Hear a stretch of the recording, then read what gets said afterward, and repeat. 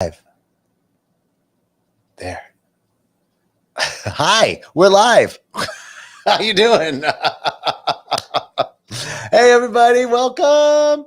We're going live. We're live. We're live everywhere now. Now we're live. Hey, I'm alive. You're alive. If we weren't alive, you wouldn't be watching this and I wouldn't be here. So the good news is we're alive. Woo!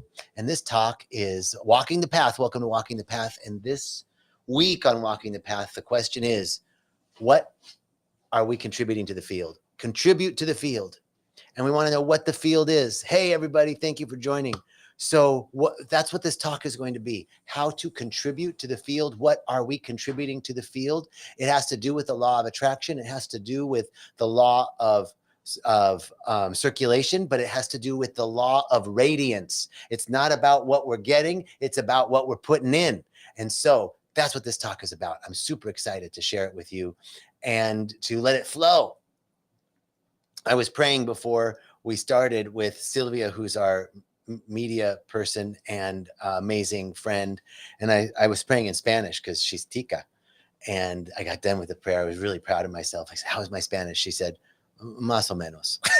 Entonces, tengo más para aprender. Bueno, entonces aquí estamos en rythmia. Y quiero decir que, oh, look at how natural it was just flowing out. Okay. So I'm at Rythmia, and we're having an amazing week at Rythmia. This week at Rythmia, I get to teach The Answer Is You, which is Reverend Michael Bernard's Beckwith's course that we teach here every week at Rythmia. Every week, there are courses for you when you come here. One of the things that we hear continually about our program is that people think, or just say constantly, how important the classes are and how much that helps, right? Which is something that we have that I don't think many other ayahuasca retreat centers have, which is a really well-defined metaphysical classes that help you understand and move through the medicine journey. And just going to the classes helps so much with the ceremonies. So part of this talk, I always talk a little bit about Rythmia because that's what this talk is, you know, it's walking the path, and I'm representing Rythmia. And then I get to talk about what I want to talk about, which always is consistent with Rythmia because it's a wonderful, wonderful place where people receive incredible insights. They let go of what's no longer serving them. And I can't tell you how many people come here and say it's their last hope, that this was their last stop. And they didn't know what they were going to do if this didn't work. And guess what? It always works. It works so amazingly well. So I want to invite you to come to Rythmia. Come join me in Costa Rica. Come check out the classes. I'm teaching them. We have other great teachers as well that are teaching beautiful, sharing themselves. And then the medicine team is amazing. The people who are serving this medicine truly have devoted their lives to healing, as have we all. We all live here together in this ashram. So come down and check us out. Now, on to walking the path. Contribute to the field. So here's the deal. And this isn't woo-woo. Like the ancient ones from the ancient sages and the ancient teachings of Buddhism and Hinduism and the ancient wisdom of the ages have always said that there's this field of intelligence that is God, and that we're inside of that field. We're inside of that consciousness. And science is actually proving that. Quantum physics is actually proving that. I mean, even the ancient Mayans had the understanding of different levels of consciousness that we are within. In fact, I was watching a really cool show last night talking about how the pyramids, the Mayan temples, they're not smooth like the Egyptian temples. They're 9 layers. Most of them have 9 different layers. And each of those layers, as the shaman king would walk up the temple, he would be moving into different layers of consciousness, different levels of consciousness. And so this is the recognition that the ancient ones knew that there are different levels of consciousness that we reside within, like one of those Russian dolls, right? Doot, doot, doot, doot, doot, doot, doot, down to the little one, right? And we're that little one inside of this grand consciousness.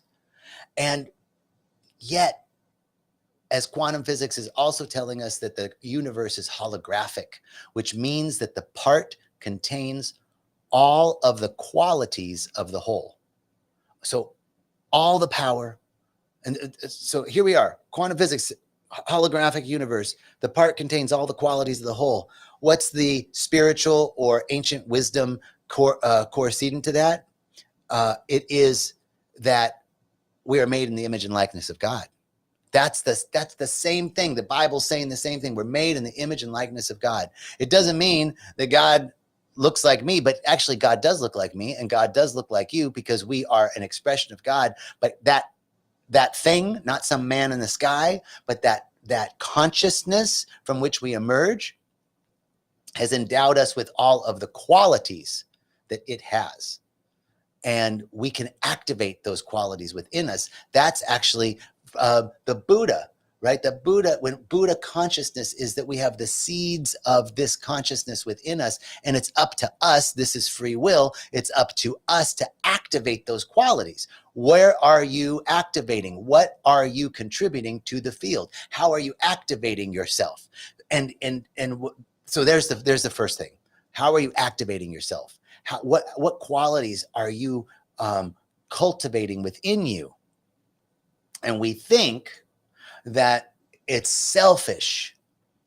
You know, we in the developed Western world may have a little bit more leniency, more capability to go on retreats and to take time to meditate and to self-care, right? And that may seem self-indulgent, but actually we have to do it for those who can't, for those who are struggling right now, for those who are finding themselves on the street, for those who are in a war zone, who those are in perilous situations where they're looking for water, they're looking for food, they're looking for safety.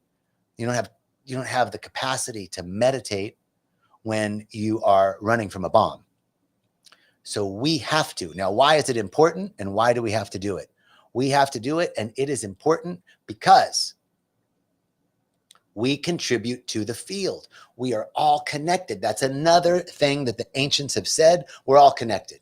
Quantum physics is proving it that there's this underlying unity to all of life. There's some really interesting research that's being done at the Heart Math Institute, and they're talking about resonance and coherence. And they did this study where they took individuals in different parts of the world, and they had them sync up at a specific time to do a very specific meditation. And they monitored different aspects of their heart rate variability and other their electromagnetic field. They monitored these measurable out picturings of the body, the physical body.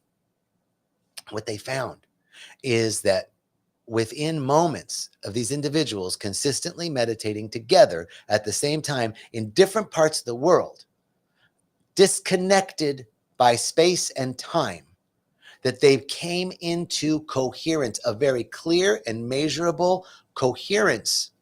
We are connected. Now, how does this work? Again, this isn't woo-woo. This is completely measurable. It's the same principle of our cell phones. That are, cell phones have an electromagnetic frequency, right? And they can go through walls. They go through, right? We can be inside and talk on the phone because the electromagnetic frequency moves through physical matter. We have the same electromagnetic frequency. And guess what? Just like the cell phone, there's information being given and received from it's tuned into a specific frequency, and you can give and receive information with your cell phone. We're giving and receiving information through the internet.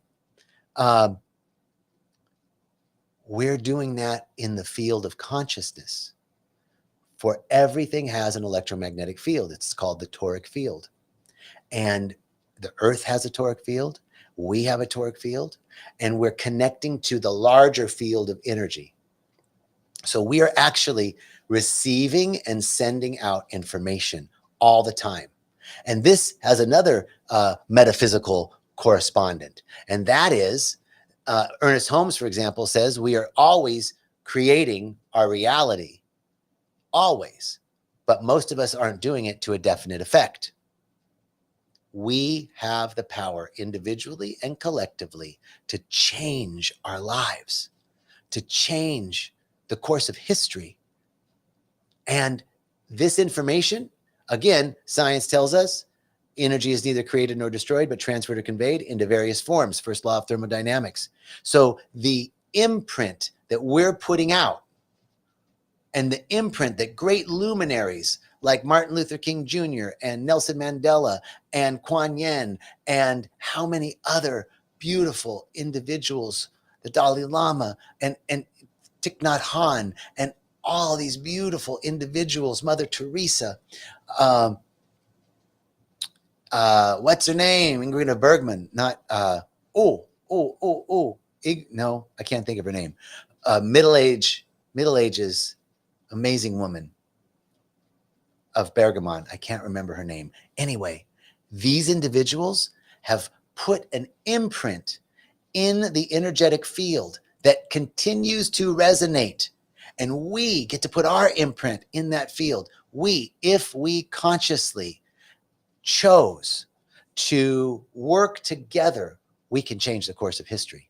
That's how important it is that we meditate. That's how important it is that we go on retreats. That's how important it is that we do plant medicine. That's how important it is that we fill ourselves up with sacred texts and readings that expand our awareness and our consciousness. That's how important it is that we do our part, that you and me sitting there on our little meditation mat are making a mighty, mighty difference on the planet. We are connected.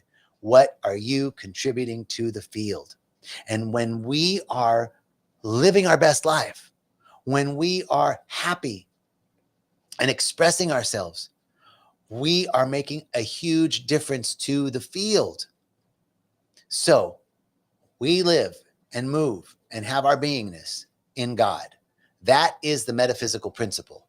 Quantum physics is telling us that we move and live and have our beingness in an electromagnetic field that is a field of intelligence, a living field of intelligence that responds to our vibrational frequency.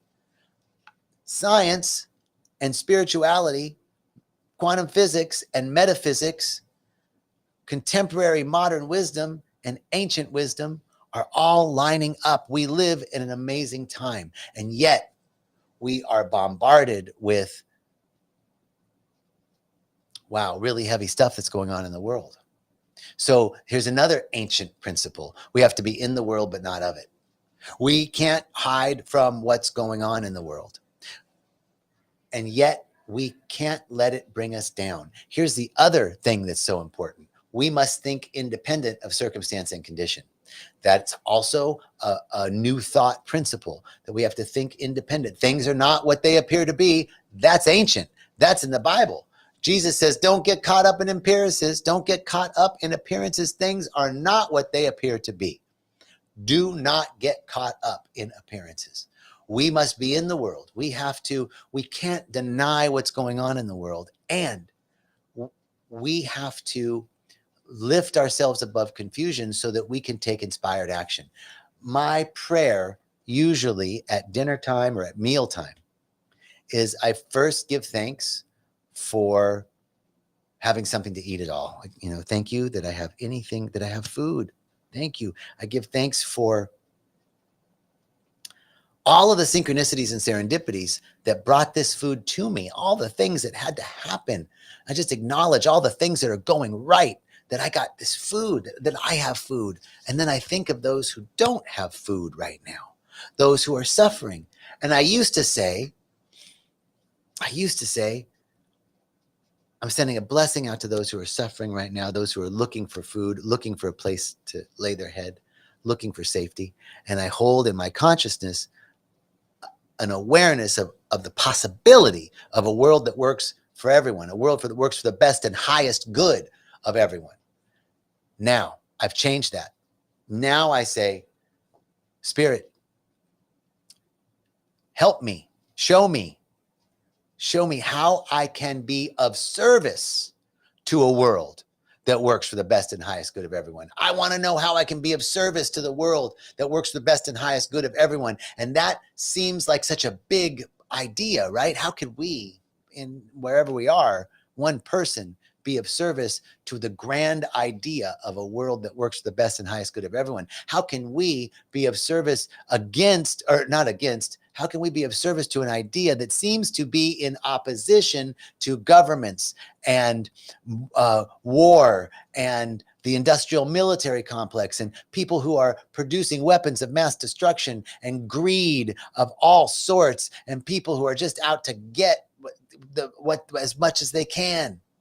How can we be in service to a world that works for the best and highest good of everyone when it seems so daunting? Guess what? We don't have to know how.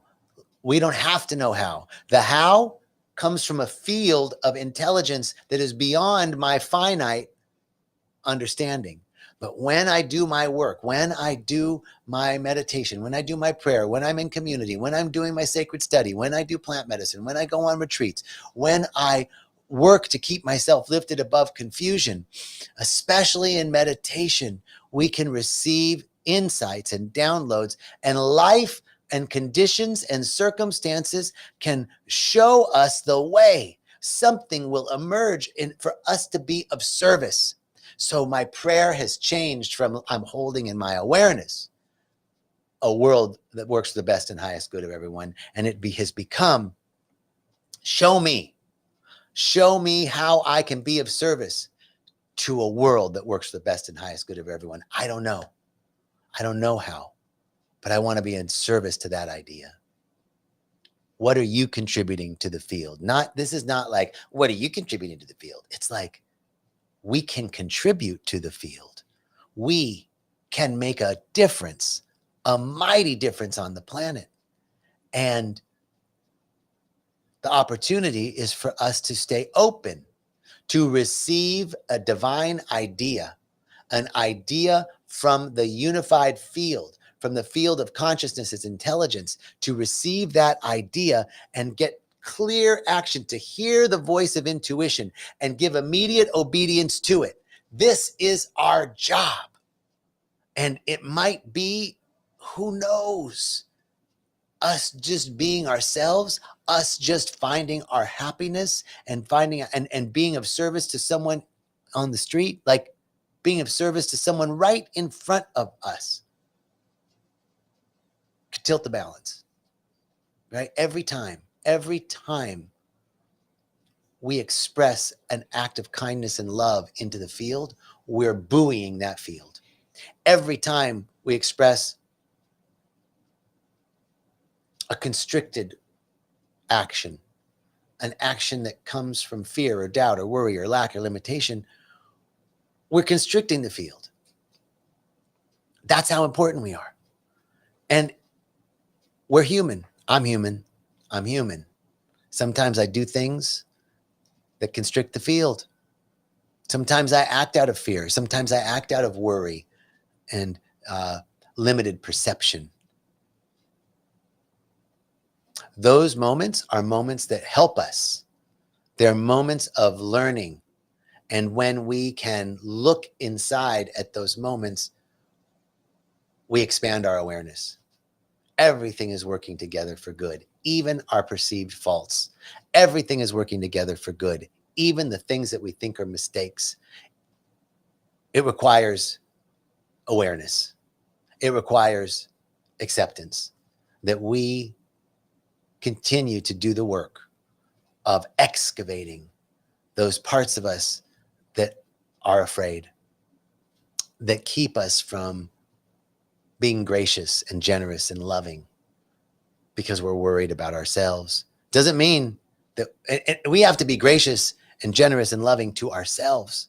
That's one of the great principles of love, is that love is the extension of oneself for the genuine care and nurturing of your own and then another's spiritual, mental, and physical well-being. We got to take care of our own spiritual, mental, and physical well-being so that we can then be of service to the spiritual, mental, and physical well-being of those around us and the world as a whole. It begins here and it goes out. It begins here and then it expands out. It's all of it at the same time. So what are you contributing to the field? What am I contributing to the field? It starts here by keeping ourselves lifted in high consciousness, no matter what the appearances are. It also requires that we're truthful, that we speak the truth. And sometimes I might, like, it's okay if I'm not always lifted in high consciousness, right? Like, it's all right. Don't fight the low. Be honest with ourselves. Be right where we are. Awareness, acceptance, excavation, self-inquiry, so that we can receive a divine idea and clear direction. Receive the information from the field, from the universal field, as to the correct course of action, how I can be of service. So I think that's our talk today. I'm so grateful and so thankful to have this opportunity to share with you some ideas that were just flowing through me. Thank you, Spirit. And thank you all so much. Thank you so much. I'm so grateful. I'm so appreciative of the time that you took to spend with me today. And I look forward to seeing you next week at the same time, 1 o'clock Mountain Time, for Walking the Path. Peace and richest blessings. Ciao. Thank you.